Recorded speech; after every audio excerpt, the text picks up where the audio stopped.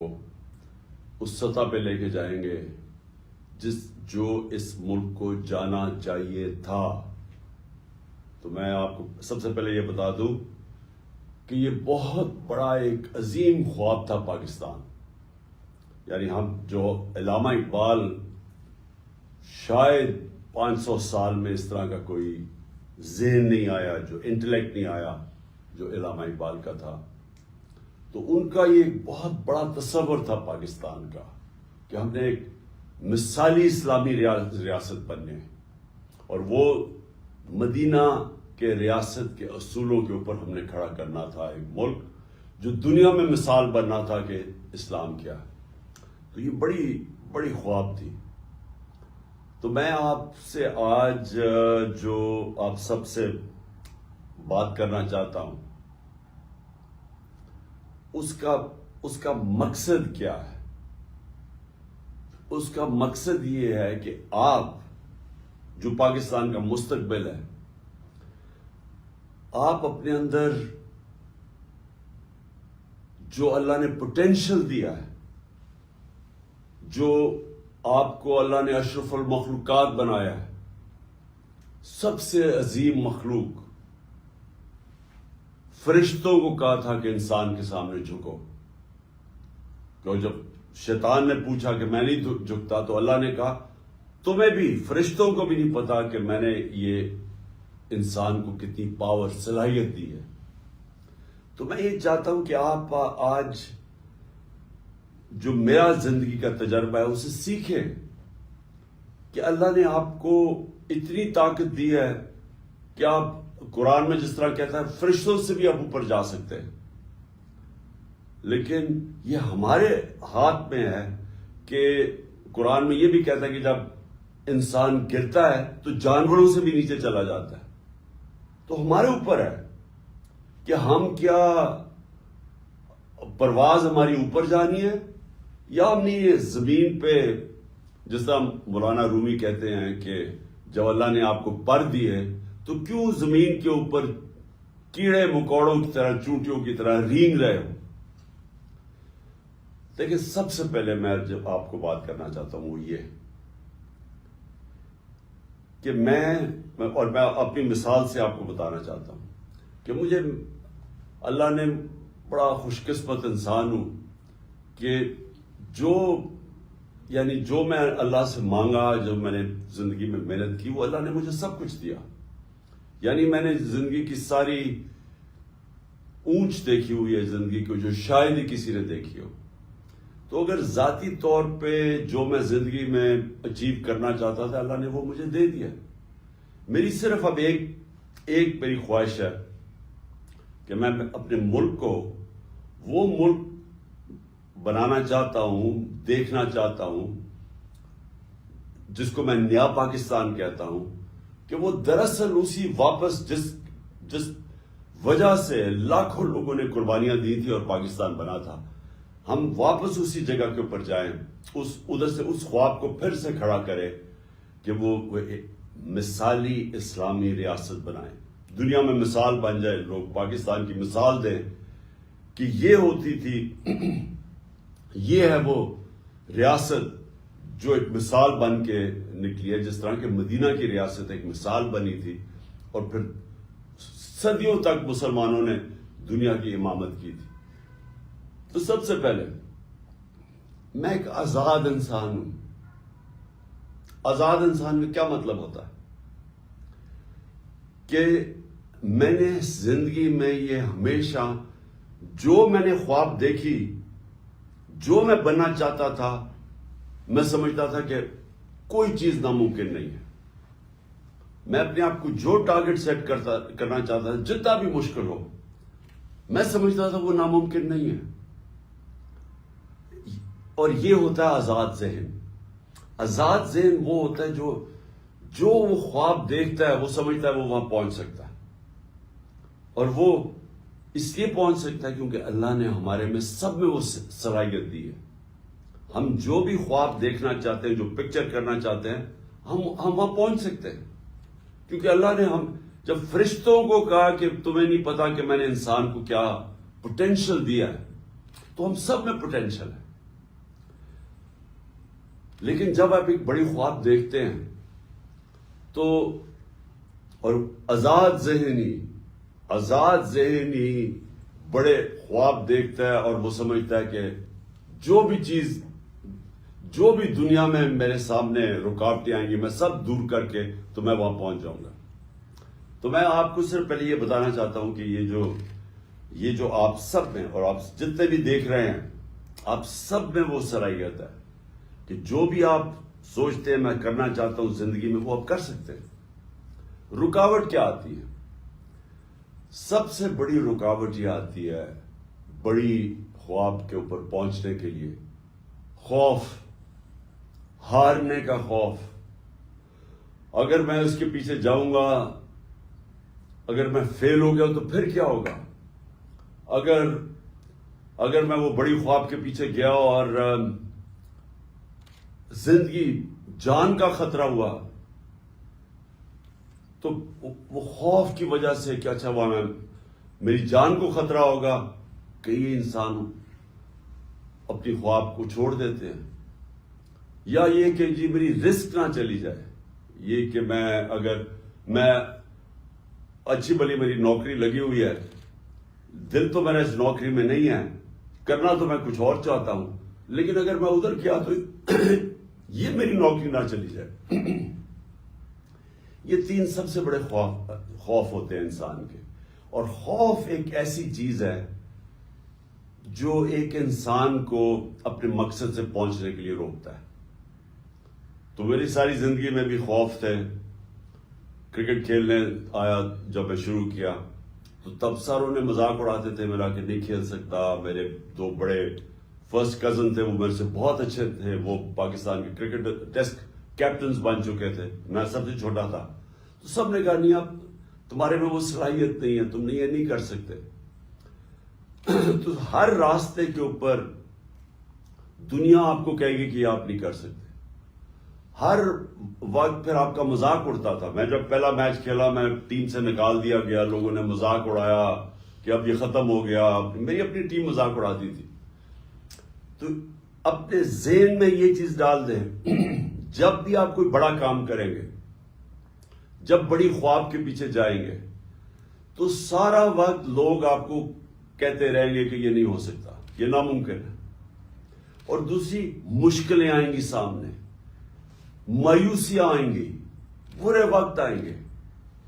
لیکن جو human potential ہے نا، جو اللہ نے ہمارے اندر طاقت دی ہے، ہم تب اس کے اوپر پہنچ سکتے ہیں جب ہم یہ فیصلہ کر دیں کہ میں نے کشتیاں جلا کے یہ کام کرنا ہے. جب ہم یہ فیصلہ کریں کہ میرا کوئی پلان بی نہیں ہے، اگر یہ پلان فیل ہو گیا تو میرا اور کوئی دوسرا پلان نہیں ہے. مشکل تب پڑتی ہے جب لوگ فیل کیسے ہوتے ہیں. میری زندگی کے تجربے میں فیل کیسے ہوتے ہیں کہ جب مشکل آتی ہے ایک کام کرنے میں اور جب وہ رکاوٹیں آتی ہیں تو وہ کہتے ہیں چلو چھوڑو اس کو، یہ نہیں تو میں کوئی اور پلان بھی کر لوں گا. جو اللہ نے ہمیں جو طاقت دی ہے نا، یہ بڑی سمجھنے والی آپ کو سب کو یہ بات ہے کہ جو ہمارے اندر صلاحیت ہے، ہمارا جو پوٹینشیل ہے، وہ نکلتا کیسے ہے؟ وہ نکلتا تب ہے جب ہم ایک چیز کے اوپر جنونی طور پہ فوکس ہو جاتے ہیں. ہم فوکس کر لیتے ہیں کہ میں نے یہ کرنا ہے. یا یہ میں جب کسی چیز کے پیچھے جاتا تھا تو میں یہ کہتا تھا کہ یا میں یہ کروں گا اور یا میں مر جاؤں گا. یعنی میں یہ سوچتا تھا کہ اس کے بعد جو بھی ہو جائے میں نے یہ کرنا ہے، اور اگر مجھے جان بھی میری جانی پڑے تو تب بھی میں کروں گا. تب اللہ نے انسان کے اندر وہ پوٹینشیل دیا، وہ تب وہ ہر کام کر سکتا ہے. اور اس کی ایک اور چیز آپ کو سمجھنی پڑے گی، اور آپ یونیورسٹی اور کالج اسٹوڈنٹس ہیں، آپ کو سمجھنا پڑے گا. وہ جو دوسری چیز وہ یہ ہے کہ جب آپ کا برا وقت آتا ہے تو وہ آپ کا کیریکٹر کو ٹیسٹ کرتا ہے. اچھے وقت پہ کوئی سارے تالیاں بجاتے ہیں، جب ہم جیتے تھے میچ تو کوئی ساری آپ کی غلطیاں بھی بھول جاتے تھے، سارے تالیاں بجاتے تھے، آپ کی سارے دوست بن جاتے تھے. لیکن جب برا وقت آتا ہے آپ اکیلے ہوتے ہیں. اور جب برا وقت آتا ہے تو وہ اللہ آپ کو ایک موقع دیتا ہے دیکھنے کے لیے کہ میری کیا غلطیاں تھیں. آپ کے اندر اور یونیورسٹی میں اور کالجز میں جو آپ پڑھتے ہیں، آپ کے اندر ایک ابیلٹی جو نہیں پڑھتے وہ آپ میں وہ ابیلٹی ان سے بہتر ہے کہ آپ جائزہ لیتے ہیں کہ میں نے کدھر غلطی کی. آپ اپنی غلطیوں کی نشاندہی کرتے ہیں. انگریزی کا ورڈ ہے سول سرچنگ کرتے ہیں. اپنے اندر جاتے ہیں کہ سوچتے ہیں میں نے کیا غلطی کی. اور ادھر آپ کے اندر اگر یہ صلاحیت آ جائے کہ اپنی غلطیوں کی نشاندہی کر لے. میں ہمیشہ جب کرکٹ کھیلتا تھا غلطی ہوتی تھی، میں میچ ہارتا تھا، جو بھی ہوتا تھا، رات کو میں سوتا نہیں تھا جب تک کہ میں پوری طرح اپنے ذہن میں پوری طرح جائزہ لے لوں کہ میں نے غلطی کیا غلطی اور جو آگے میں نے دہرانی نہیں ہے. یہ انسان کا جو پروگریس ہوتا ہے نا زندگی میں اوپر جانے کا، یہ سب سے امپورٹنٹ چیز ہوتی ہے. ایک ہار نہ ماننا، اور دوسرا جو برا وقت آتا ہے اپنی غلطیوں کو خود جائزہ لو، میں نے کدھر غلطی کی ہے. اور پھر تیسری چیز کہ محنت کرو، اس کے بعد محنت کر کے اپنی غلطیاں دور کرو. اور یہ ہے انسان کا پروگریس. کوئی بھی دنیا میں آج تک انسان ایک دم سیدھا اوپر نہیں چلا گیا. جو بھی انسان اوپر جاتا ہے وہ ایسے جاتا ہے سائیکلز میں. اوپر جاتا ہے، برا وقت آتا ہے، مار کھاتا ہے، گرتا ہے نیچے، پھر وہ وہاں اپنا جائزہ لیتا ہے، کھڑا ہوتا ہے، محنت کرتا ہے، پھر وہ اور اوپر چلا جاتا ہے. ہارتا انسان تب ہے جب وہ ہار مان جاتا ہے، اور وہ جب نچلا وقت آتا ہے، جب وہ ہاتھ کھڑے کر دیتا ہے، تب وہ ہار جاتا ہے اور پھر وہ وہیں رہ جاتا ہے. تو پہلے تو میری یہ چیز ہے کہ آزاد ذہن آزاد فیصلے کرتے ہیں. دنیا میں جو بڑے بڑے لوگوں نے ایجادیں کی، نئی چیزیں ایجادیں کی، جب مسلمان ایک وقت پہ ہم اپنی پیک پہ تھے، ہمارے اندر خود اعتمادی تھی، ہمارے اندر کانفیڈنس تھا، تو ایک ایسا وقت تھا کہ کئی 100 سال تک جو سارے دنیا کے ٹاپ سائنٹسٹ مسلمان تھے، کہ آزاد ذہن تھے. وہ سمجھتے تھے ہم کچھ بھی کر سکتے ہیں، وہ کہتے کوئی چیز ناممکن نہیں ہے.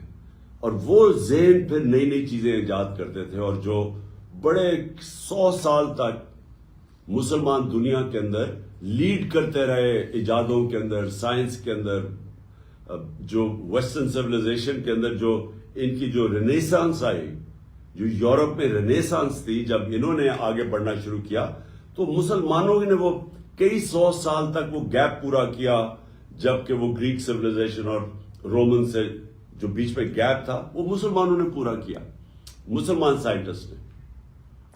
تو پہلی چیز تو میں نے آپ کو یہ کہنی تھی کہ آزاد ذہن وہی اوپر جاتے ہیں، پرواز انہیں کی اوپر ہے. غلام ذہن اچھے غلام بنتے ہیں، کبھی ان کی پرواز اوپر نہیں جاتی. دوسری چیز، ملک، ہمارا ملک تب تک کوئی بڑے کام نہیں کرے گا جب تک ہم اپنے آپ کو ذہنی طور پہ اس چیز سے آزاد نہ کریں کہ جب تک ہمیں سپر پاور کی جب تک ہمیں حمایت نہیں ہوگی، جب تک وہ ہم انہیں خوش نہیں کریں گے، جب تک ہم ان سے ڈکٹیشن نہیں لیں گے، جب تک ہم سارے اس خوف سے رہیں گے کہ وہ ناراض نہ ہو جائیں، جب تک ہم اس فکر میں پڑے رہیں گے کہ ہاں اچھا جی اگر وہ ہم روس سے سستا تیل لیں گے تو ہمارا یہ جو آقا ہے، جو ہمارا ماسٹر ہے، وہ ناراض نہ ہو جائے. جب تک ہم اپنے پیر پہ کھڑے ہو کے باحیثیت قوم، جب تک ہم سٹرگل کرنا نہیں سیکھیں گے، ہم ایک آزاد ملک نہیں بن کے رہ سکتے. لا الہ الا اللہ، نہیں ہے کوئی خدا سوائے اللہ کے. یہ ایک بہت بڑا دعویٰ آزادی کا ہے. اس کے اندر پورا ایک فلسفہ ہے. محمد رسول اللہ، انہوں نے، ہمارے رسول نے جو قرآن کے اندر لکھا ہوا ہے وہ چلتے پھرتے قرآن تھے، اس لیے اللہ ہمیں کہتا ہے ان کی سنت پہ چلو. لیکن لا الہ الا اللہ، یہ یاد رکھیں، یہ آپ اللہ کے سامنے دعویٰ کرتے ہیں کہ کوئی نہیں ہے خدا، اللہ تیرے کسی کے سامنے میں نہیں جھکوں گا.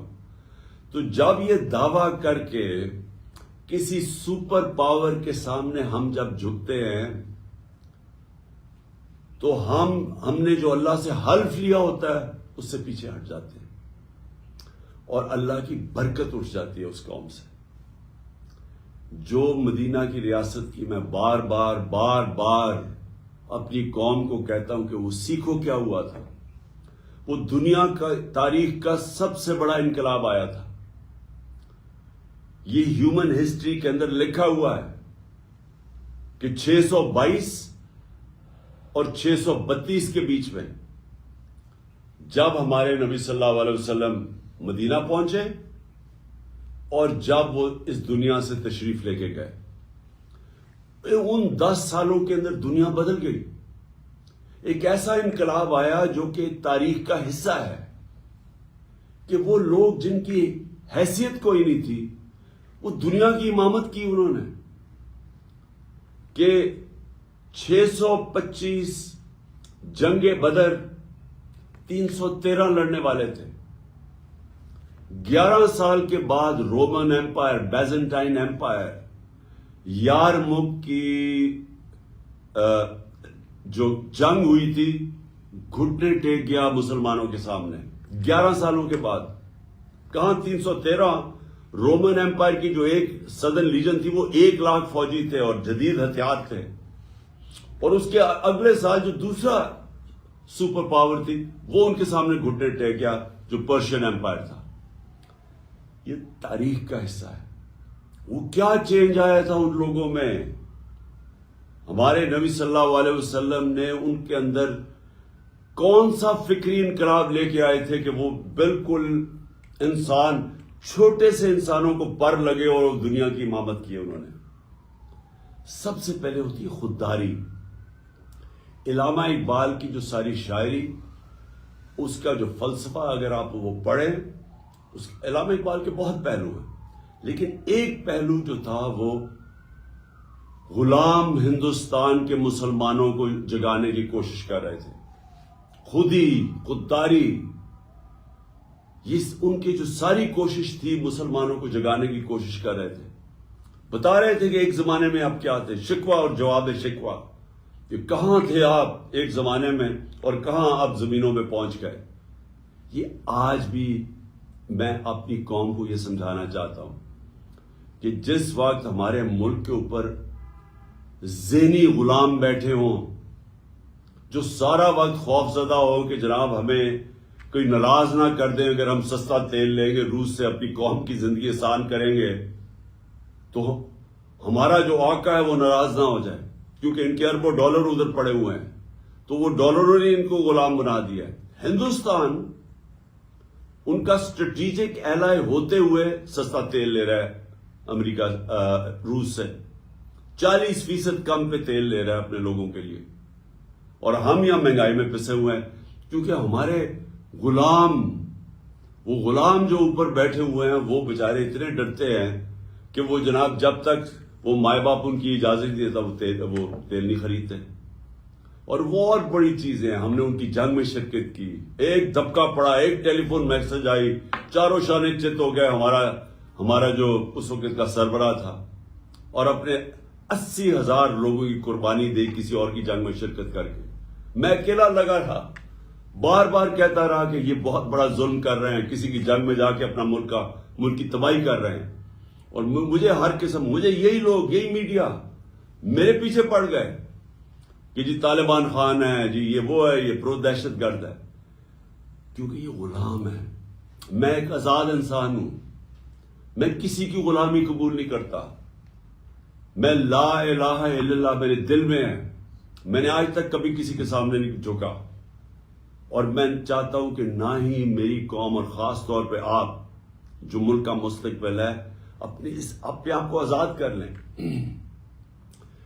ایک قوم بنتی تب ہے جب وہ قوم فیصلہ کر لیتی ہے کہ ہم نے اپنے پیر پہ کھڑا ہونا ہے، ہم نے خوددار قوم، غیرت مند قوم بن کے رہنا ہے. دنیا تب عزت کرے گی پاکستانیوں کی جب پاکستانی اپنی خود عزت کریں گے. جب یہ ایک دنیا کا اصول ہے، کبھی اگر آپ نے اپنی عزت کروانی ہے دنیا سے، پہلے اپنی عزت خود کریں. جب آپ بیکاریوں کی طرح کبھی وہ وہ جو کہتا ہے کہ میں مانگنے تو نہیں آیا لیکن میں بڑا مجبور ہوں. تو جب آپ کا پرائم منسٹر جا کے اس طرح کی باتیں کرتا ہے تو اس کو تو خیر وہ تو بے شرم لوگ ہیں, ان کی تو عزت ہے ہی کوئی نہیں, چوروں کی کیا عزت ہوگی, لیکن وہ ساری قوم کی عزت ختم کر دیتے ہیں, ہر پاسپورٹ کی عزت چلی جاتی ہے. تو میں آپ کو جو آپ میرے فیوچر ہیں, یہ یاد رکھیں کہ یہ جو سب سے پہلے یہ بے شرمی کی زندگی گزارنی پڑتی ہے نا, ہاتھ پھیلا کے, جو اپنا پیسہ چوری کر کے ملک سے باہر بھیج دیتے ہیں, اربوں اربوں ڈالر کی پراپرٹیز میں وہاں رہتے ہیں بادشاہوں کی طرح, اور باہر لوگوں سے قرضے مانگ رہے ہیں کہ ملک چلانے کے لیے قرضہ چاہیے. تو یہ سب سے, یہ جو میرا دوسرا پوائنٹ یہ ہے کہ ہم ایک ملک وہ دیکھنا چاہتے ہیں, اور یہ مشکل راستہ, آزادی کا راستہ آسان نہیں ہوتا, آزادی کے لیے قربانیاں دینی پڑتی ہیں. جو ملک آزاد ہوئے ہیں قربانیاں دی انہوں نے. اور ایک اور بات یاد رکھیں, آپ نماز میں صرف اللہ سے ایک چیز مانگتے ہیں کہ اللہ مجھے ان کے راستے پہ لگا جن کو تو نے نعمتیں بخشی ہیں, اس راستے پہ نہیں جو اپنی تباہی کے راستے پہ چلے گئے. جو تباہی کا راستہ ہے وہ کئی دفعہ آسان راستہ ہے, وہ لوگ بڑا آسان راستہ لگتا ہے, جی ہم ایڈ لے لیں گے, دیکھیں جی محنت کریں گے نہیں, ایڈ لے لیں گے تو پیسہ آ جائے گا, تو چلے جی ہم اپنا ملک تھوڑی دیر کے لیے چلا لیں گے. یہ تباہی کا راستہ ہے. جو آپ کی عظمت کا راستہ ہے, جو آپ اللہ سے مانگتے ہیں ہر روز نماز میں, وہ مشکل راستہ ہے, وہ نبی صلی اللہ علیہ وسلم کا راستہ ہے, وہ آسان راستہ نہیں تھا ان کا, ان کی زندگی پڑھیں, مشکلوں کا راستہ تھا, لیکن کسی انسان کو وہ عظمت نہیں ملی. وہ چھوٹی سی ایک ریاست کھڑی ہوئی اور اس نے دنیا کا کئی سو ہزار سال تک مسلمان دنیا کی پاور بنے رہے. تو وہ ادھر مدینہ کی ریاست میں اصول طے کیے گئے تھے, اور سب سے بڑا اصول یہ ہے لا الہ الا اللہ, نہیں ہے خدا سوائے اللہ کے. ان کے پاس بھی 2 سپر پاورز تھی, وہ بھی ان سے ایڈ مانگ سکتے تھے, مدد مانگ سکتے تھے, نہیں, انہوں نے اپنے پیروں کے اوپر کھڑا ہو کے عظیم قوم بنے. اور انسان کا پوٹینشیل ڈیولپ ہی تب ہوتا ہے جب وہ اپنے پیروں پہ کھڑا ہوتا ہے. آپ آج وساکیاں لے کے چلنا شروع ہو جائے, آپ کی ٹانگیں کمزور ہو جائیں گی. آپ جب اپنے پیروں پہ کھڑے ہوتے ہیں آپ مضبوط ہوتے ہیں. آپ جتنا مشکلوں ریزسٹنس ویٹ اٹھاتے ہیں آپ کے بازو تکڑے ہو جاتے ہیں. ذہن بھی ایسا ہی ہے اور قوم بھی ایسی ہوتی ہے, مشکلوں سے نکل کے قوم بنتی ہے. تو یہ میرا دوسرا پوائنٹ ہے کہ ہمیں وہ پاکستان بنانا ہے جو کہ اپنے پیر پہ کھڑا ہو, جو کبھی کسی کے سامنے نہ جھکے. اور تیسری چیز, یہ تیسری میں نے آپ کو سب سے امپورٹنٹ چیز بتانی ہے کہ دیکھیں آزادی خوشحالی یہ ایک چیز کے اوپر ڈپینڈ کرتی ہے, انصاف. 26 سال پہلے میں نے اپنی پارٹی کا نام رکھا تھا انصاف کی تحریک. انصاف کی تحریک کا مطلب کیا ہوتا ہے؟ Rule of law. Rule of law کا مطلب یہ ہوتا ہے جو انسان کے معاشرے اور جانوروں کے معاشرے میں فرق کیا ہوتا ہے. جانوروں کے معاشرے کے اندر طاقت کی حکمرانی ہوتی ہے. جو شیر ہے وہ بادشاہ ہے کیونکہ وہ سب سے طاقتور ہے, اور جو اس سے کمزور ہے وہ اپنے سے کمزور کے اوپر ظلم کرتا ہے. جتنا کمزور ہوتا جاتا ہے, وہ بلی ہے وہ چوہے کو پکڑ لیتی ہے, اس سے جو تکڑا ہوتا ہے جو لیپرڈ ہے وہ کوئی ہرن کو پکڑ لیتا ہے, بادشاہ وہ گائے کو پکڑ لیتا ہے. یعنی جو طاقتور ہے وہ اپنے سے کمزور کے اوپر ظلم کرتا ہے. اس کو جنگل کا قانون کہتے ہیں. انسانی قانون اس کے اندر انصاف ہوتا ہے. یہ فرق ہوتا ہے, اصل میں یہ فرق ہوتا ہے انسان اور جانوروں کے اندر. اللہ کے جتنے بھی پیغمبر آئے وہ ان کی سب سے بڑی میسج یہ تھی انصاف کی. وہ سارے مظلوموں کے ساتھ کھڑے تھے.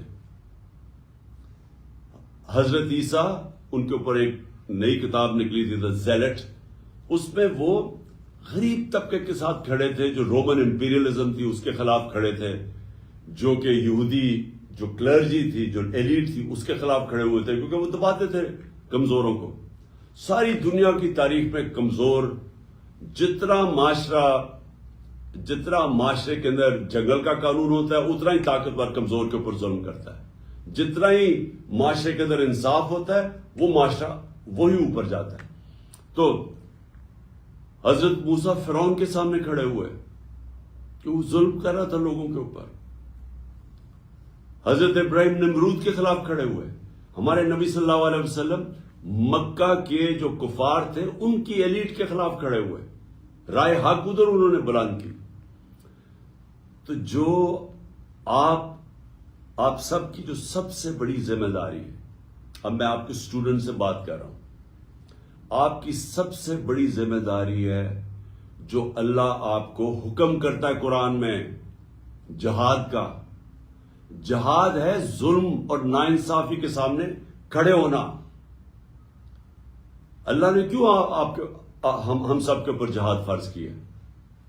اللہ نے اس لیے ہمارے اوپر جہاد فرض کیا ہے کہ جب ایک معاشرہ ظلم اور ناانصافی کے سامنے اپنی آواز بلند کرتا ہے وہ اپنے آپ کو آزاد کر لیتا ہے اس سے۔ اصل آزادی تو آتی ہے انصاف سے، کیونکہ انصاف آپ کو حقوق دیتے ہیں۔ امریکہ کے اندر دو بہت بڑی موومنٹ شروع ہوئی تھی، ایک تھی سول رائٹس موومنٹ، 1960 کی دہائی میں شروع ہوئی تھی۔ وہ کیا تھی؟ یونیورسٹیز کے اندر نوجوان کھڑے ہوئے، انہوں نے کہا کہ جو بلیک افریکنز ہیں، جو کالے ہیں، ان سے ظلم کیا جا رہا ہے، ان کو برابر کے شہری نہیں سمجھا جاتا۔ تو سول رائٹ موومنٹس کسی پولیٹیکل پارٹی نے نہیں شروع کی تھی، وہ امریکہ کے یونیورسٹی کیمپسز کے اندر شروع ہوئی تھی کہ انہیں کیا ان سے انصاف کیا جائے۔ اس کے بعد جو ویتنام وار تھی، جو امریکہ لڑا تھا ویتنام میں، کون کھڑا ہوا تھا اس کے خلاف؟ یونیورسٹی کے اسٹوڈنٹس۔ وہ کھڑے ہوئے تھے کہ آپ جا کے ظلم کر رہے ہیں ان لوگوں کے اوپر، اب بمباری کر رہے ہیں، انہوں نے ہمارا کیا بگاڑا ہے ویتنامی سے۔ تو یونیورسٹیز میں وہ موومنٹ شروع ہوئی تھی۔ برطانیہ کے اندر 20 لاکھ لوگ نکلے تھے سڑکوں کے اوپر عراق کی جنگ کے خلاف، کہ جب برطانیہ عراق کے اندر شامل ہوا تھا۔ یہ جہاد کر رہے تھے سب۔ جب بھی آپ ظلم اور ناانصافی کے خلاف اپنی آواز بلند کرتے ہیں، یہ اللہ نے اس کو جہاد کا رتبہ دیا ہوا ہے۔ جہاد تب ہوتی ہے جب آپ کمزور کے ساتھ کھڑے ہوتے ہیں۔ انصاف کمزور کو چاہیے ہوتا ہے، طاقتور ہمیشہ اپنے آپ کو قانون کے اوپر رکھتا ہے۔ یہ جو فیوڈل کلچر کیا ہے، یہ جو وڈیرے کرتے ہیں بیچارے غریب لوگوں سے، یہ کیا کرتے ہیں؟ ان کو انصاف نہیں دیتے، ان کے اوپر ظلم کرتے ہیں۔ سندھ کے اندر آپ چلے جائیں، جو ظلم میں نے سندھ کے بیچارے ہاریوں، جو بیچارے کسان، جو ان کا نچلا طبقہ، جو وہاں طاقتور ان سے ظلم کرتا ہے، میں نے دنیا میں کہیں ایسا ظلم نہیں دیکھا۔ جانوروں کی طرح رکھتے ہیں ان بیچاروں کو۔ غربت آپ جا کے دیکھیں اندرون سندھ کے اندر، میں نے دنیا میں کئی اتنی غربت نہیں دیکھی جو وہاں غربت ہے۔ کیوں ہے؟ انصاف نہیں ہے۔ نیلسن منڈیلا کی بڑا ایک فیمس ورڈز ہیں کہ خوشحالی جو ہوتی ہے ایک ملک کے اندر، خوشحالی وہ کوئی معاشی ترقی کی وجہ سے خوشحالی نہیں آتی، وہ انصاف کی وجہ سے آتی ہے۔ جو بھی ملک ترقی کرتا ہے وہ سب سے پہلے انصاف قائم کرتا ہے۔ مدینہ کی ریاست میں نبی صلی اللہ علیہ وسلم نے سب سے پہلے عدل اور انصاف قائم کیا تھا۔ غربت کی انتہا تھی وہاں، مسلمان تو بہت غریب تھے، ہجرت کر کے آئے ہوئے تھے۔ پہلے انصاف قائم کیا، اس کے بعد خوشحالی آئی۔ جو انصاف کی دنیا کے اندر آپ ذرا چلے جائیں تو جو دنیا کے اندر معاشرے خوشحال ہے وہ سب سے زیادہ انصاف ادھر ہے۔ ایک انڈیکس ہے جو میجر کرتا ہے کہ ایک معاشرے میں انصاف کتنا ہے، اس کو کہتے ہیں rule of law index. Switzerland جس کے اندر کوئی وسائل نہیں ہیں، ہمارے ناردرن ایریاز میں اس سے 100 زیادہ گنا خوبصورتی بھی ہے، وہاں سکینگ کا بھی پوٹینشل ہے، وہاں ٹورزم وہ آ سکتی ہے جو سوئٹزرلینڈ سے زیادہ آ سکتی ہے. صرف ٹورزم کے اوپر سوئٹزرلینڈ تقریباً دنیا میں سب سے خوشحال علاقہ ہے, کیونکہ 99.9% تقریباً 100% وہاں قانون ہے, رول آف لا ہے, وہاں کوئی قانون کے اوپر نہیں ہے. اور اس معاشرے کے اندر آپ یہ دیکھیں کہ وسائل نہ ہونے کے باوجود خوشحال ہے. سارا جو یورپ ہے, جو امریکہ ہے, جو یہاں سے لوگ کیوں جاتے ہیں بیچارے اتنے مشکل ویزے لگوا کے کیوں جاتے ہیں ان ملکوں کے اندر؟ کیونکہ وہ انصاف ہے. رول آف لا انڈیکس پہ وہ سب سارا جو یورپ اور یہ 90% سے زیادہ اوپر ہے. سو ہر جگہ انصاف 90% سے اوپر ہے. تو مسلمان ملکوں پہ آ جائیں, جو سب سے زیادہ تیل ہے سارے افریقہ کے اندر وہ ہے نائجیریا. 7% ہے رول آف لا انڈیکس میں.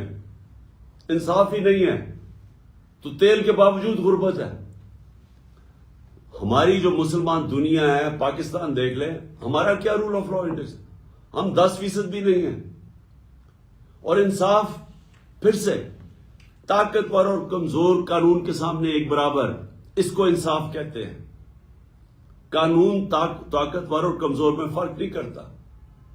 تو ہماری تباہی, اگر ہم آج مقروض ملک ہیں, وہ ہمارا جو وزیر اعظم ساری جگہ جا کے پیسے مانگتا ہے کہ میں مانگنے نہیں آیا, میں مجبور ہوں, وہ اس لیے مانگنے پھرتا ہے کیونکہ ہمارا ملک کا دیوالیہ نکال دیا انہوں نے. اور دیوالیہ کیوں نکلا ہے؟ کیونکہ آپ کے سامنے اتنا بڑا ظلم ہو رہا ہے کہ میں نے اپنی زندگی میں کبھی ایسا کسی دنیا میں کسی ملک کو اس طرح نہیں دیکھا. 30 سال سے جو لوگ حکومت میں بیٹھے ہوئے تھے, جنہوں نے چوری کی, کیسز بنے, پہلے جنرل مشرف نے ان کو NRO دیا, سارے ان کے کرپشن کے کیسز معاف کر دیے اپنی کرسی بچانے کے لیے. 10 سال انہوں نے اس کے بعد حکومت کی, 2008 اور 2018 کے بیچ میں 10 سال حکومت کی. 4 گنا پاکستان کا قرضہ بڑھایا. 60 سال کے اندر پاکستان کا ٹوٹل قرضہ تھا 6,000 ارب روپیہ, 6 ٹریلین روپیہ. 10 سالوں میں یہ قرضہ لے گئے 30 ٹریلین روپے پہ, 30,000 ارب روپیہ لوٹا ملک کو انہوں نے. ان کے ریئیکشن میں مجھے لوگوں نے ووٹ دی, یہ الیکشن ہار گئے, تقریباً سارا ٹبر ملک سے باہر بھاگ گیا کیونکہ کرپشن کے کیسز تھے. جو اس کے بعد اس ملک میں جو اصل ظلم کیا گیا وہ جنرل باجوہ نے کیا. NRO 2 دیا ان کو ان کے کرپشن کے کیسز موقع, پہلے ان کو اوپر بٹھایا, پہلے ان کو ایک سازش کے تحت جس میں بیرونی بھی ہاتھ شامل تھا, ان کو اوپر بٹھایا, اس گورنمنٹ کو گرایا جس کے اوپر کرپشن کا کوئی کیس نہیں تھا. عموماً یہاں گورنمنٹ گرتی ہے کرپشن کے اوپر, کوئی کرپشن کا کیس نہیں تھا. وہ گورنمنٹ کو گرایا جس نے 17 سال میں بہترین معاشی ترقی ہو رہی تھی پاکستان کی. اکنامک سروے آف پاکستان کے اندر 5.7 اور 6%, تیسرے اور چوتھے سال 6% پاکستان کی اکانومی گرو کر رہی تھی. ہماری فصلیں 4 کسان, کبھی کسانوں کے پاس اتنا پیسہ نہیں آیا جو ہمارے دور میں آیا پچھلے 2 سالوں میں. اور انڈسٹریل گروتھ پاکستان کی 50 سال کے بعد انڈسٹری ہماری گرو کر رہی تھی. سارے برے صغیر میں سب سے زیادہ روزگار پاکستان میں تھا. ہماری ایکسپورٹس ریکارڈ تھی. ہماری ریمیٹنسز یعنی باہر سے جو پاکستانی پیسہ بھیج رہے ریکارڈ تھا. 32 ارب کی ایکسپورٹس, 31 ارب کی ریمیٹنسز, یہ ریکارڈ تھی پاکستان میں. ہماری ٹیکس کلیکشن ریکارڈ تھی 6.1 ٹریلین, 6,100 ارب روپیہ, یہ ریکارڈ تھا. اس وقت گورنمنٹ گرائی, اور گورنمنٹ کس کے گرائی؟ چوروں کو اوپر بٹھا دیا لا کے. وہ 7 مہینے کے اندر پاکستان کی ساری اکانومی نیچے, انڈسٹریل گروتھ نیچے. ہماری 6% سے اکانومی جو گرو کر رہی تھی وہ آج 0 پہ پہنچ گئی ہے. کسان بےچارے سڑکوں کے اوپر ہے. ہماری جو پیداوار ہے وہ نیچے آ گئی ہے. اس وقت ہماری ٹیکس کلیکشن نیچے آ گئی ہے. ایکسپورٹس نیچے گر رہی ہیں. باہر سے ریمیٹنسز نیچے گر رہی ہیں. لیکن ایک بہت بڑا کارنامہ انہوں نے یہ کیا کہ سارے اپنے اربوں 1100 ارب روپے کے کرپشن کے کیسز ختم کر رہے ہیں. ایک ایک کے کرپشن اب کیس ختم ہو رہے ہیں. سارے این آر او کی گنگا کے اندر دھل کے سب پاک ہو رہے ہیں. اسحاق ڈار بھی پاک ہو گیا. وہ جو بھاگا ہوا تھا مقصود چپڑاسی کیس میں 16 ارب روپے کی جو ان کے اوپر کرپشن تھی, ایف آئی اے نے جو پکڑا تھا, وہ سلمان شہباز وہ بھی واپس آ گیا. وہ بھی لیکچر دے رہا ہے ہمیں. شہباز شریف وہ بھی اس کا بھی سارے کیسز ختم ہو گئے, نیب کے اندر بھی اور ادھر. نواز شریف پر تول رہا ہے واپس آنے کے لیے اور کہہ رہا ہے وہ بھی نیلسن منڈیلا بنا ہوا کہ میرے سے بہت بڑا ظلم ہوا. زرداری کے بھی کیسز ختم ہو رہے ہیں. اس کی بہن بھی آج پاک ہو گئی ہے, جو سارا سندھ جانتا ہے کہ ہر چیز پہ کمیشن لیتے ہیں یہ بہن بھائی. یہ میں آخر میں آپ کو کہنا چاہتا ہوں, یہ اگر اس طرح کا ظلم ہے کہ بیچارہ غریب آدمی جیلوں میں, چھوٹا چور جیلوں میں گھسا ہوا ہے, عام آدمی چھوٹی چھوٹی چوروں میں جیلوں میں پڑے ہوئے ہیں. وہ ایک کمانے والا جاتا ہے پیچھے گھر والوں کے پاس رہتا کچھ نہیں ہے. وہ لوگ جیلوں کے اندر ہیں. اور جو اس ملک کے بڑے بڑے ڈاکو جیسے ان کو پکڑنے لگتے ہیں ملک سے باہر بھاگ جاتے ہیں. اور اس کے بعد ڈیل کر کے, پہلے مشرف سے ڈیل کیا, باجوہ سے ڈیل کر کے واپس آ گئے. اب یہ پھر سارے ان کے کیسز ختم ہوں گے اور یہ پھر لوٹیں گے اس ملک کو. تو میں نے آخر میں آج آپ سب کو آج فیوچر کے اپنے لیڈرز آپ سب بیٹھے ہوئے ہیں, میں نے یہ آپ کو کہا کہ یہ آپ کا مستقبل ہے. کئی لوگ اس وقت میں دیکھتا ہوں تقریباً مجھے تو بڑا افسوس ہے, میرے خیال میں 1,70,000 پاکستانی باہر چلے گئے ہیں پچھلے 7 مہینے کے اندر, اور بڑی تیزی سے لوگ باہر جا رہے ہیں. یہ باہر جانا پڑھ کے, تعلیم سیکھ کے, جاب ایکسپیرئنس کر کے, لیکن واپس آنا آپ کے لیے بڑا ضروری ہے. دیکھیں, آپ کو اس ملک کے لیے اسٹرگل کرنی چاہیے بجائے باہر بھاگ جانے کے. جب تک آپ اس ملک کے اندر جدوجہد نہیں کریں گے آپ اپنے ملک کو نہیں بچا سکیں گے. اللہ نے آپ کو ایک ایسا ملک دیا ہے, آپ کو کسی کو اندازہ نہیں ہے. مجھے اندازہ ہے. میں پہلے تو سارا پاکستان پھرا ہوا ہوں, دوسرا میں 3.5 سال اقتدار میں رہ چکا ہوں. اس ملک کو اللہ نے کسی چیز کی کمی نہیں دی. ہمیں صرف ایک ہی مسئلہ ہے, ہمارے ملک میں انصاف نہیں ہے. اور اس کے اوپر حضرت علی کا قول ہے کہ کفر کا نظام چل جائے گا لیکن ناانصافی اور ظلم کا نظام نہیں چل سکتا. یہ آپ کے سامنے وہ ہو رہا ہے. یہ وسائل کی کمی نہیں ہے, یہ انصاف کی کمی ہے. انصاف ہی آزاد کرتا ہے قوم کے پوٹینشل کو. آزاد قومیں بڑے کام کرتی ہیں. جو میں حقیقی آزادی کی کیمپین میں کر رہا ہوں اس وقت, اور انشاءاللہ جب تک میں زندہ ہوں میں کرتا رہوں گا. ہم نے اگر اوپر آنا ہے, ہم نے اپنے آپ کو آزاد کرنا ہے. اور آزادی سب سے پہلے انصاف سے ملتی ہے. ہمیں اس ناانصافی کے خلاف سب کو آواز بلند کرنی ہے. آپ کو اللہ نے آپشن نہیں دی نیوٹرل رہنے کی, چپ کر کے گھر میں بیٹھنے کی. آپ کو اس نے اجازت ہی نہیں دی. انسانوں کو تو اس نے کہا ہوا اللہ نے کہ انسان کا تو بڑا درجہ ہے. انسان یہ نہیں آپشن وہ کر سکتا کہ اچھا جی اور کوئی آ کے اگر ملک میں ناانصافی ہے تو لوگ جدوجہد کریں گے, میں آرام سے چپ کر کے گھر میں چوڑا ہو کے بیٹھوں گا. وہ معاشرے مر جاتے ہیں. جو معاشرہ ظلم اور ناانصافی کا مقابلہ نہیں کرتا وہ مر جاتا ہے. ایرسٹوٹل 2500 سال پہلے اس نے کیا کہا تھا؟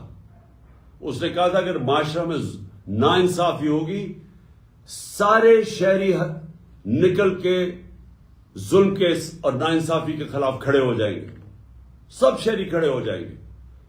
لیکن اس نے کہا سوائے دو طبقوں کے. ایک وہ طبقہ نہیں کھڑا ہوگا جو کہ بزدل ہے، وہ ڈرے گا کہ میرے اوپر کیس ہو جائے گا، ایف آئی آر ہو جائے گی، وہ یہ ہو جائے گا، وہ ہو جائے گا، میں مر جاؤں گا، مجھے یہ ہو جائے گا. ایک تو وہ بزدل طبقہ نہیں نکلے گا، اور دوسرا خود غرض، جس کو صرف اپنی پڑی ہوئی ہے کہ میرا تو جی اچھا بھلا گھر چل رہا ہے، میری تو فیکٹری چل رہی ہے، میں کیوں جناب نکلوں. یہ جو دو طبقے اگر ان کی ایک عوام کے اندر زیادہ اکثریت بن جاتی ہے، بلکہ اکثریت بن جاتی ہے، تو وہ معاشرے ختم ہو جاتے ہیں. زندہ معاشرے ہمیشہ ظلم و ناانصافی کے خلاف جہاد کرتے ہیں. اس لیے جو میری یہ جو حقیقی آزادی کی میں جو نکلا ہوا ہوں تحریک چلانے کے لیے، اس کو میں جہاد کہتا ہوں. اس کے اندر جو بھی ہو جائے، یعنی انسان کے اوپر جان کی بھی قربانی دینے پڑے تو اللہ نے تو بڑا عظیم رتبہ دیا ہوا ہے. جو کہ اپنی آزادی کے لیے لڑتا ہے اس کو تو اللہ نے شہادت کا رتبہ دیا ہوا. اس لیے میں آپ سب کو آخر میں یہ کہنا چاہتا ہوں کہ وہ پاکستانی، وہ آدمی جس کو اللہ سب کچھ دے بیٹھا ہے، میں صرف اور صرف اس کے لیے نکلا ہوا ہوں، اپنی قوم کے لیے، آپ کے لیے، آپ کے مستقبل کے لیے. کیونکہ غلاموں کا کوئی مستقبل نہیں ہے. یہ بھی کوئی مستقبل نہیں ہے کہ میں ویزا کٹا کے باہر چلا جاؤں گا. میں نے 20 سال اپنی زندگی کے باہر گزارے ہوئے ہیں. میں تو سٹار تھا، مجھے تو ہر قسم کا جو معاشرہ تھا وہ اپناتا تھا، کیونکہ سب سٹار کے ساتھ ملنا چاہتے ہیں. میرا تو بہت بڑا نام تھا. لیکن ایک دفعہ بھی میں نے یہ نہیں سوچا کہ میں پاکستان کے علاوہ کوئی اور ملک کو اپنا گھر بنانا چاہتا ہوں. کیونکہ انسان، دیکھیں پھر سے یاد رکھیں، انسان کا ایک بڑا مقصد اللہ نے پیدا کیا ہوا ہے. جانور جو ہوتا ہے، وہ جانور بھی کھاتا پیتا ہے، بچے پیدا کر کے مر جاتا ہے. تو اگر انسان کا وہی مقصد رہ گیا کہ میں اپنی ذات، میں بھی کھا پی کے بچے پیدا کر کے مر جاؤں، تو آپ میں جانوروں پہ تو کوئی فرق نہیں رہا. انسان کا رتبہ تب ہے جب اس پہ انسانیت ہے، جب وہ اپنا مقام کو جانے کہ میں اشرف المخلوقات ہوں، میں اللہ کو جواب دے ہوں. میں جتنا زیادہ وہ مجھے نوازتا ہے، وہ میرے سے سوال پوچھے گا آخرت میں کہ تم نے کیا کیا. اور آپ سب کیونکہ یونیورسٹی اور کالج سٹوڈنٹس ہو، آپ کے اوپر زیادہ ذمہ داری ہے. اور زیادہ ذمہ داری ادھر سے شروع ہوتی ہے معاشرے کے لیے، کہ جب آپ یہ دیکھتے ہیں کہ یہ سارے بڑے بڑے ڈاکو دندراتے پھر رہے ہیں، تو آپ نے چپ کر کے نہیں بیٹھنا. میں جب آکسفورڈ کے اندر تھا، ٹائم ہمارے اسٹوڈنٹ ضائع نہیں کرتے تھے. اب ویک ڈیز میں پڑھتے تھے، لیکن جو ویکینڈ آتا تھا، سیٹرڈے سنڈے، وہ سارے احتجاج کرتے تھے اگر کوئی چیز معاشرے میں غلط ہو رہی ہو. زندہ لوگ تھے، احتجاج کرتے تھے کہ یہ غلط ہو رہا ہے، یہ ناانصافی ہے. میں اسٹوڈنٹس کی بات کر رہا ہوں. پڑھائی بھی اپنی کرتے تھے، لیکن ساتھ ساتھ وہ ایک معاشرے کا حصہ تھے. اپنی ذمہ داری سمجھتے تھے کہ اگر کوئی ناانصافی ہو، اس کے اوپر ہم اپنی آواز بلند کریں گے. میں آپ سب کا بڑا شکر گزار ہوں، اور میں آخر میں یہ امید رکھتا ہوں کہ یہ جو ہماری تحریک چل رہی ہے حقیقی آزادی کی، آپ سب اس کے اندر شرکت کریں گے، میرے لیے نہیں، اپنے مستقبل کے لیے. پاکستان زندہ باد. بیٹا بتانا ہے جیسے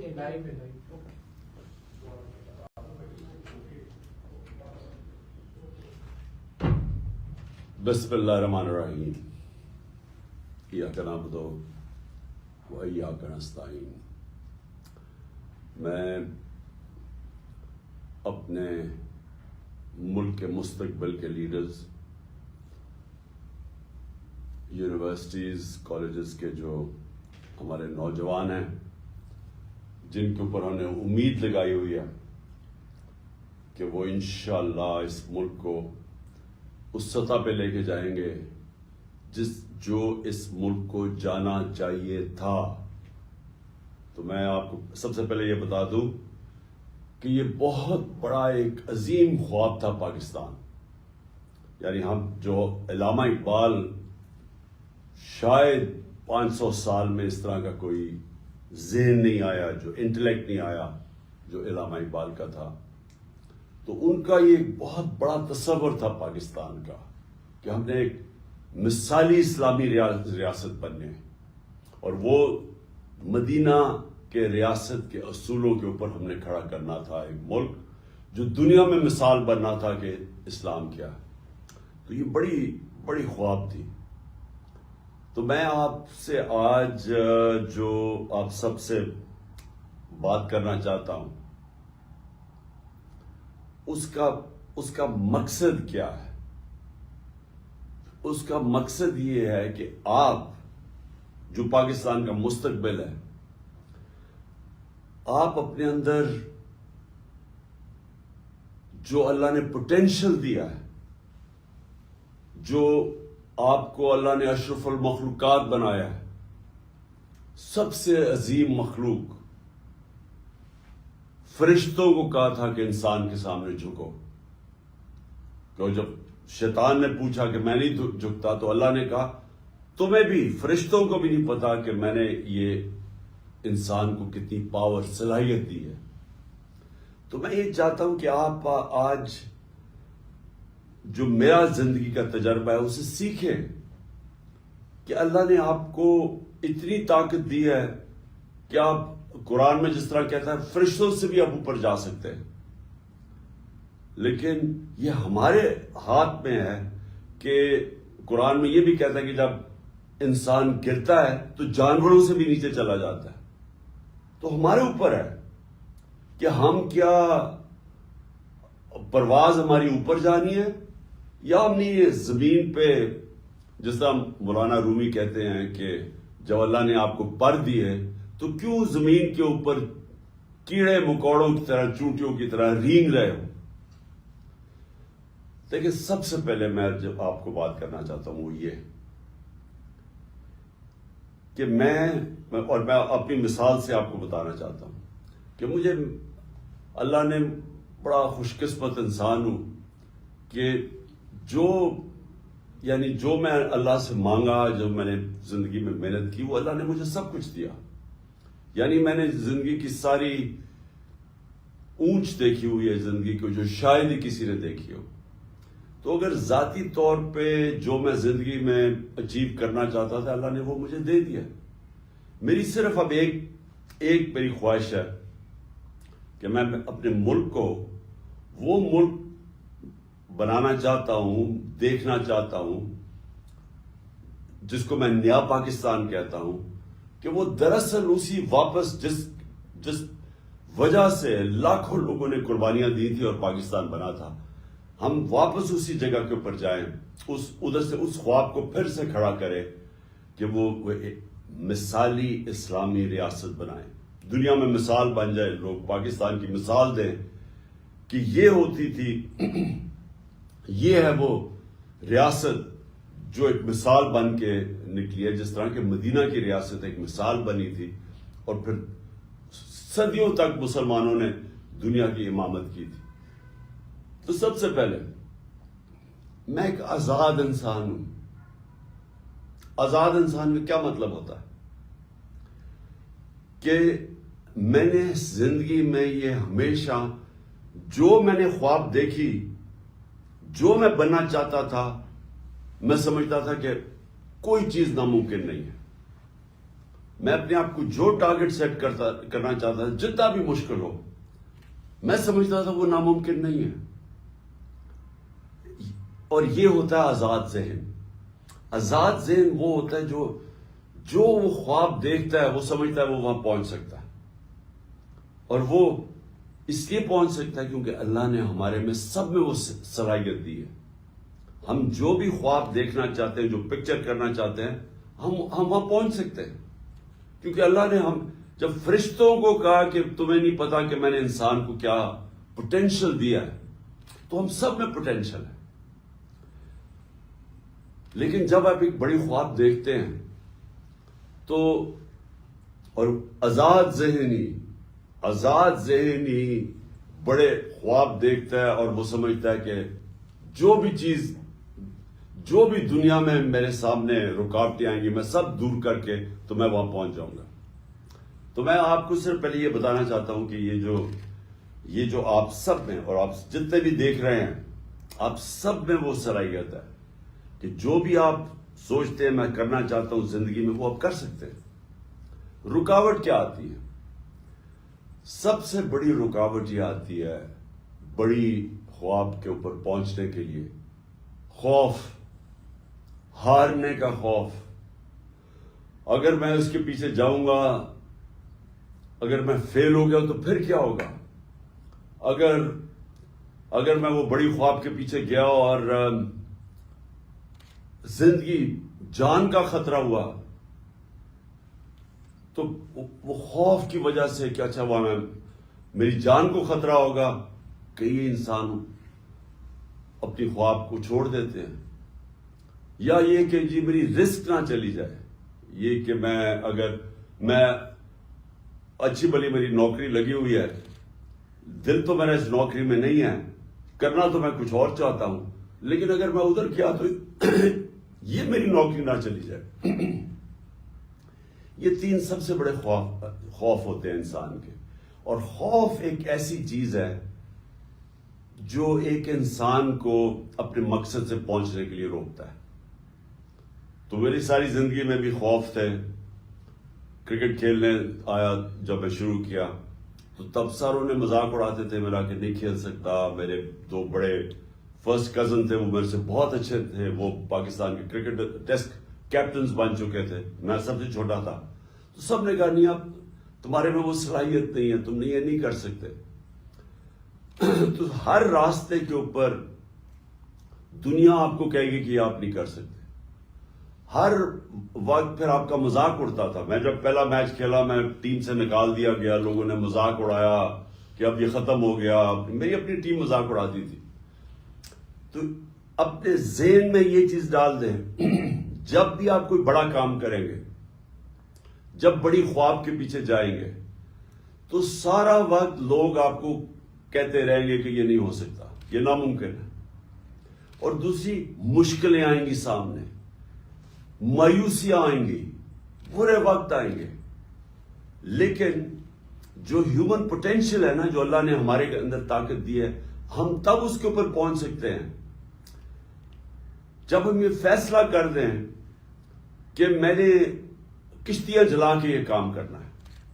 جب ہم یہ فیصلہ کریں کہ میرا کوئی پلان بی نہیں ہے، اگر یہ پلان فیل ہو گیا تو میرا اور کوئی دوسرا پلان نہیں ہے.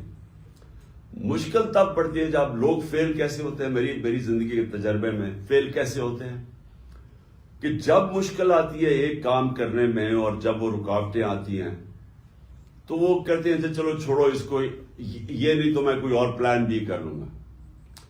جو اللہ نے ہمیں جو طاقت دی ہے نا، یہ بڑی سمجھنے والی آپ کو سب کو یہ بات ہے کہ جو ہمارے اندر صلاحیت ہے، ہمارا جو پوٹینشیل ہے، وہ نکلتا کیسے ہے؟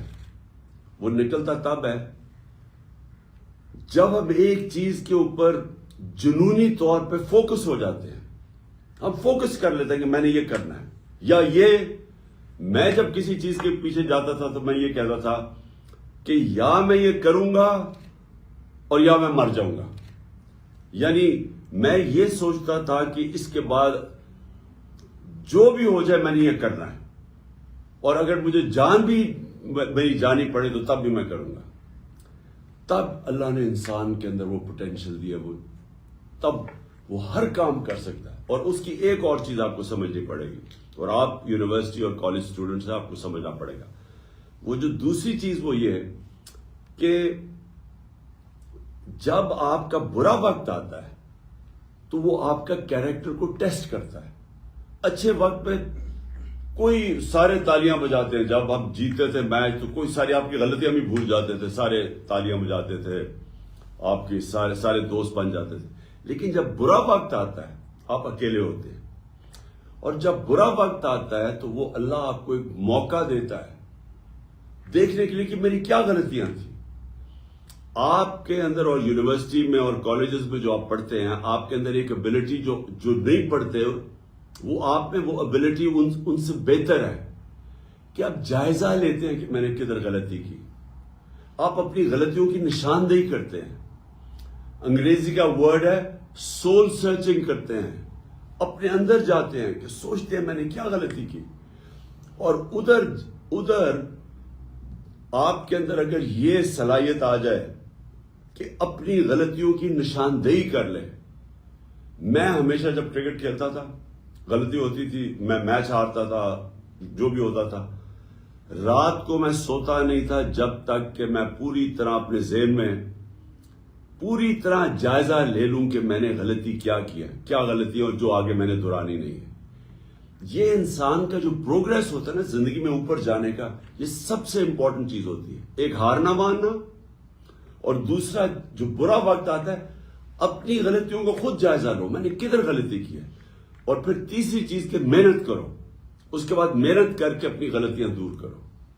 اور یہ ہے انسان کا پروگریس. کوئی بھی دنیا میں آج تک انسان ایک دم سیدھا اوپر نہیں چلا گیا. جو بھی انسان اوپر جاتا ہے وہ ایسے جاتا ہے سائیکلز میں.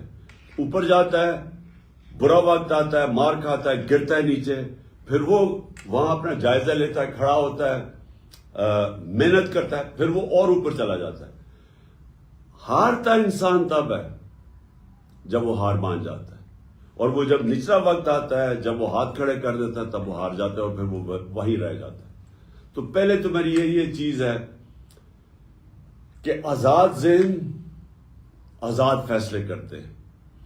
دنیا میں جو بڑے بڑے لوگوں نے ایجادیں کی, نئی نئی چیزیں ایجادیں کی, جب مسلمان ایک وقت پہ ہم اپنی پیک پہ تھے, ہمارے اندر خود اعتمادی تھی, ہمارے اندر کانفیڈنس تھا, تو ایک ایسا وقت تھا کہ کئی 100 سال تک جو سارے دنیا کے ٹاپ سائنٹسٹ مسلمان تھے, کہ آزاد ذہن تھے. وہ سمجھتے تھے ہم کچھ بھی کر سکتے ہیں, وہ کہتے کوئی چیز ناممکن نہیں ہے.